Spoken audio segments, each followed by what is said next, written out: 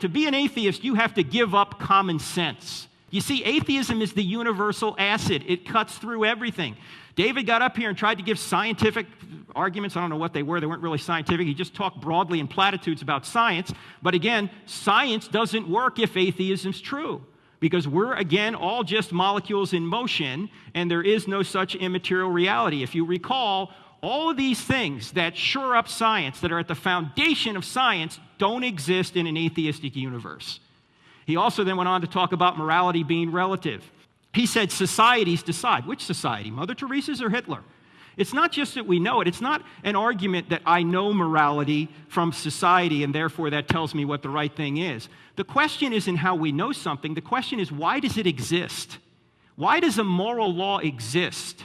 There must be a moral lawgiver external to ourselves that doesn't change, that has the authority to show us what rightness and wrongness is. And that's what we mean by God. So to be an atheist, you have to give up common sense. You have to say that all these immaterial realities that we all know exist either don't exist or can be explained materially. Well, I got to tell you something. This universe was designed for me. I'm a product of my parents, of course.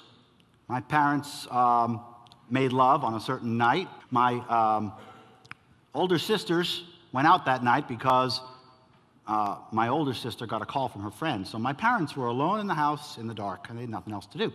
If my sister's friend hadn't called her, if my younger sister hadn't gone with her, if my parents decided to build a fire instead, or if my grandparents didn't do everything exactly as they did, if anything in the past had changed, I wouldn't be here.